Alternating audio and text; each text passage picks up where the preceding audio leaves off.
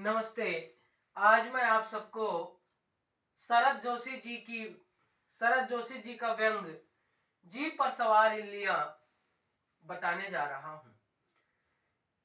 ये व्यंग रचना है और कहीं ना कहीं हम देखें जो प्रमुख हिंदी साहित्य जगत में तो जो दो प्रमुख व्यंगकार हुए हैं, चाहे हम हरिशंकर परसाई जी की बात करें चाहे शरद जोशी जी की बात करें, दोनों का ही जन्म स्थान मध्य प्रदेश की धरती में हुआ और दोनों ही साहित्य जगत के प्रख्यात व्यंगकार हैं। तो हम शरद जोशी जी की बात करें, इसके पहले हम लोगों ने भोला राम का जीव नामक हरिशंकर परसाई जी का व्यंग देख लिया है और दूसरा व्यंग है शरद जोशी जी का जीप पर सवार इल्लियां। और कहीं ना कहीं शरद जोशी जी हमारे समाज में अर्थात हमारे समाज को कैसे जो इल्ली रूपी लोग हैं वो कैसे खोखला कर रहे हैं, जिस प्रकार चने को इल्ली खोखला कर देती है उसी प्रकार ये जो जितने इल्ली है समाज को कैसे खोखला करती जा रही है और वो कौन इल्ली है ये समझने वाली बात है। तो लेखक बात करते हैं, सबसे पहले चने की बात करते हैं कि लोग ये बोलते हैं कि चने की झाड़ होता है, लेकिन फिर जो लेखक है वो बताते हैं कि चने की झाड़ नहीं होती। क्योंकि मैंने वो एक वाक्य का उदाहरण भी देते हैं, जैसे कि समधन तेरी घोड़ी चने के खेत में। अर्थात ये इस वाक्य का उदाहरण देते हैं कि इस प्रकार की अगर चने की झाड़ होती तो इस प्रकार की बातें नहीं होती कि समधन तेरी घोड़ी चने के खेत में, ऐसी बातें ही नहीं होती। और ये जो वाक्य है ये लोकगीत है और इस लोकगीत का प्रयोग रांगे राघव जी ने अपनी कहानी पंच परमेश्वर में इस लोकगीत का प्रयोग किया भी है। अगर आप देखना चाहें तो देख सकते हैं। तो हम शरद जोशी जी की बात करें, इनका जन्म 21 मई 1931 को उज्जैन में हुआ और इनकी मृत्यु 5 सितंबर 1991 को मुंबई में हुई। और कहीं ना कहीं फिर हम जीप पर सवार इल्ली की बात करते हैं, चने से बात होती है जैसे मैं बता रहा था कि और जो लेखक कह रहे हैं कि अगर लोग मुझे चने पर व्याख्यान देने के लिए बोलेंगे तो मैं सिर्फ इतना ही कहूंगा, चने पर मेरी इतनी ही जानकारी है कि चने का जो जो सूर्य मेरे घर के इस दिशा से उदय होता है और उस दिशा की ओर जाके अस्त हो जाता है। बस मैं उतना ही कहूंगा कि चने ठीक उसी प्रकार चना भी खेत में उगकर बेसन बनकर लोगों के मुंह में या घोड़े के मुंह में जाने के बाद चने का अस्तित्व खत्म हो जाता है। फिर वो चने की और वो कहते हैं कि मैं समय का भय बताकर अपनी वाणी को वहीं विराम दे दूंगा।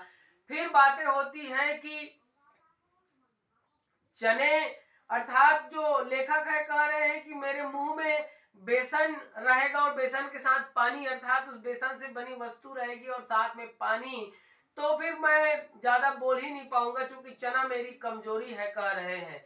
और फिर इसी प्रकार लगातार बातें होती है और चने के बारे में जो लेखक है कह रहे हैं कि कैसे लोग एक दूसरे को बताने के लिए कि चना के बारे में वो लगातार एक दूसरे से बातें कर रहे हैं, अपने अधिकारियों से, अपने साथ वाले कर्मचारियों से बात कर रहे हैं। और साथ ही साथ हम देखें तो जो शरद जोशी जी है इसमें खुद ही शामिल रहते हैं, क्योंकि वो मैं से शुरुआत करते हैं। जो लेखक है वो वहां उस रचना में जीप पर सवार इल्लियां में वो खुद ही शामिल हैं और कहीं ना कहीं इस रचना के माध्यम से ये बताना चाहते हैं कि हमारे समाज में किस प्रकार से हमारी सामाजिक व्यवस्था को किस प्रकार से लोग खोखला करते जा रहे हैं, ठीक इल्ली की तरह। तो जो शासन है अर्थात जो सरकार है सोई हुई है और इधर बारिश हुई और बारिश होने से ठंड बढ़ गई और उसी समय जो चने की फसल है उसमें इल्ली लग जाते हैं। और तो कवि कह रहे हैं, जो लेखक है वो कह रहे हैं कि इल्ली लग जाने से सब तरफ त्राही त्राही मच जाता है, लोग परेशान हैं। और उसी परेशानी को देखकर जो मीडिया वाले हैं, जो समाचार पत्र वाले हैं, वो खबर प्रकाशित करते हैं कि खेतों में इल्ली फैल गई है, फसल बर्बाद हो जाएंगे, किसान बर्बाद हो जाएंगे। तो वहां फिर सरकार जो सोई हुई सरकार थी वो जागती है और आनन फानन में हड़बड़ाकर आदेश निकालती है कि चने में हवाई जहाज से दवाई का छिड़काव किया जाए। और जो जितने उनके अधिकारी कर्मचारी थे, चपरासी थे, जो चपरासी थे वो चाय लेने के लिए कैंटीन की ओर जा रहे, उनके कार्यकर्ता पंख फड़फड़ाने के लिए हाथ पैर को वो खोल रहे हैं, मतलब सब सो गए थे। जब खबर प्रकाशित हुई तब लोगों की निद्रा टूटी और पेपर में, समाचार में एक बढ़िया खबर भी, मतलब फोटो भी छपा है। और फोटो किसका? इल्ली का फोटो बताते हैं। और वो भी इल्ली इतनी खूबसूरत दिख रही है, बता रहे हैं लेखक, मतलब व्यंग है, कह रहे हैं कि पक्षपात तो देखिए, वहां भी फोटो किसकी छपी है? इल्ली की छपी है। अर्थात चने हम भी खा रहे हैं, चने हमको भी पसंद है, लेकिन वहां फोटो किसकी छपी है? बता रहे हैं इल्ली की फोटो छपी है। इस प्रकार से जो लेखक है वो सारे चीजों को, मतलब व्यंग है, और कहीं ना कहीं हम कह सकते हैं लोगों का मनोरंजन भी बहुत अच्छे से किया, लेकिन मनोरंजन कम है और व्यंग अधिक है। अर्थात हमारे समाज को कैसे लोग खोखला करते जा रहे हैं। फिर लेखक बात करते हैं कि इल्ली, चूंकि मुझे इल्ली के बारे में ज्यादा जानकारी नहीं है, कहते हैं इल्ली से बिल्ली और बिल्ली से दिल्ली, मतलब तुक जोड़कर मैं एक कविता बच्चों के लिए लिखना सीख गया हूं, बता रहे हैं। फिर इल्ली को बताते हैं, चूंकि इला पृथ्वी को कहा जाता है और उसी इला से इल्ली का जन्म हुआ है, लेकिन जो इला है अर्थात पृथ्वी है वो अन्न की देवी है, अर्थात अन्न देने का काम करती है, और जो इल्ली है वो नष्टार्थी अर्थात अन्न को नष्ट करने का काम करती है। इस प्रकार से वो चीजों को रखते हैं जो लेखक है शरद जोशी जी है। और कहीं ना कहीं वो इस रचना में फिर वो आगे बढ़ते जाते हैं, और बढ़ते हुए वो सीधा, जब कहा जाते हैं, जो जब हवाई जहाज से दवाई छिड़क दिया जाता है खेतों में, तो जो